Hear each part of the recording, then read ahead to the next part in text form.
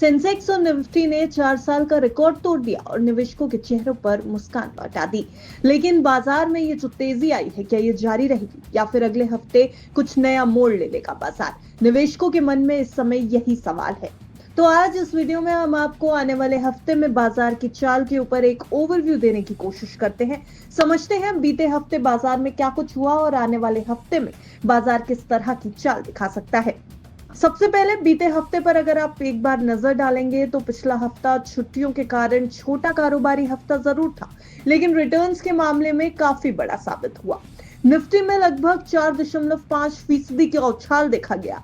Banking sector ने कमाल कर दिया और बैंक निफ्टी में 6.45% की जोरदार तेजी आ गई। बीते हफ्ते टॉप 10 कंपनियों का मार्केट कैप 3,84,000 करोड़ रुपए बढ़ गया है। अगर आप सेक्टोरल परफॉर्मेंस के ऊपर नजर डालेंगे तो सबसे बेहतर परफॉर्मेंस आपको रियलिटी सेक्टर की दिखेगी। यहाँ लगभग 7% की तेजी आई। प्राइवेट बैंक्स ने भी लगभग 7% की तेजी दिखाई है। फाइनेंशियल सर्विसेज में 6.25% और पीएसयू बैंकिंग में लगभग 6% की तेजी देखने को मिली। हालांकि सबसे कम तेजी एफएमसीजी और आईटी सेक्टर में दिखाई दी। आईटी सेक्टर लगभग 2% की बढ़त दिखाते नजर आए, वही एफएमसीजी में भी 1.25% के आसपास की बढ़त दिखाई दी। बीते हफ्ते इंडसइंड बैंक और एक्सिस बैंक निफ्टी के टॉप गेनर्स बने। दोनों ही बैंक्स में अच्छी तेजी देखने को मिली। 14.68% की तेजी के साथ इंडसइंड बैंक टॉप गेनर के पहले नंबर पर रहा। वहीं एक्सिस बैंक में 11.40% की तेजी देखने को मिली।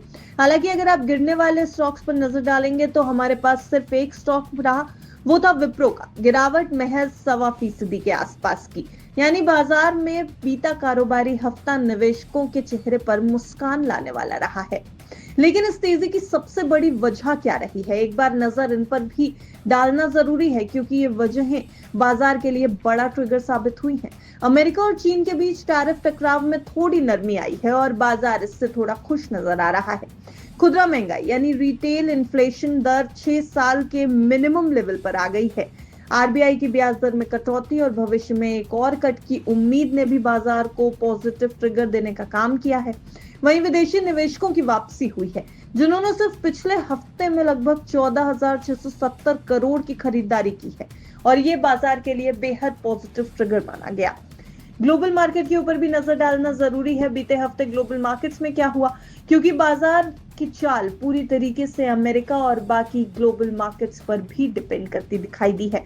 अमेरिका में डाउ जोन्स में गिरावट रही। बीते हफ्ते 1.33% की गिरावट के साथ डाउ जोन्स ने बीते कारोबारी हफ्ते का आखिरी कारोबारी सत्र बंद किया। वहीं खासकर यूनाइटेड हेल्थ की अर्निंग्स मिस के कारण ये गिरावट देखने को मिली। एनवीडिया की बात करेंगे तो $5.5 बिलियन का एक्सपोर्ट रिस्ट्रिक्शन चार्ज आया, जिससे ये शेयर भी गिरता दिखाई दिया। S&P 500 और नास्डैक फ्लैट या फिर हल्की गिरावट में बंद हुए। तो बीते हफ्ते ग्लोबल मार्केट थोड़े दबाव में नजर आया, लेकिन भारतीय बाजार के लिए बीता हफ्ता बेहतर रहा। अब आने वाले हफ्ते में कौन से ट्रिगर्स होंगे जो बाजार पर असर डालेंगे, ये देखने के लिए सबसे पहले इंपॉर्टेंट इवेंट्स पर नजर डालते हैं। 21 अप्रैल को यूएस IMF की मीटिंग होने वाली है। वहीं 22 अप्रैल को FOMC मेंबर की स्पीच होने वाली है और ये दोनों ही ग्लोबल और यूएस मार्केट्स के लिए इंपॉर्टेंट ट्रिगर बताए जा रहे हैं। भारतीय बाजार पर भी इसका इफेक्ट पड़ता दिखाई दे सकता है। 23 अप्रैल को भारत का S&P मैन्युफैक्चरिंग PMI डेटा आना है और 23 अप्रैल को ही भारत का सर्विसेज PMI डेटा भी आना है। 25 अप्रैल को भारत के फॉरेक्स रिजर्व का डेटा आने वाला है। कॉर्पोरेट अर्निंग्स भी इस हफ्ते देखने वाली होंगी, क्योंकि चौथे तिमाही के नतीजे कंपनियां लगातार जारी कर रही हैं और अगले हफ्ते भी कुछ बड़ी कंपनियों के नतीजे बाजार के ऊपर असर डालते नजर आएंगे।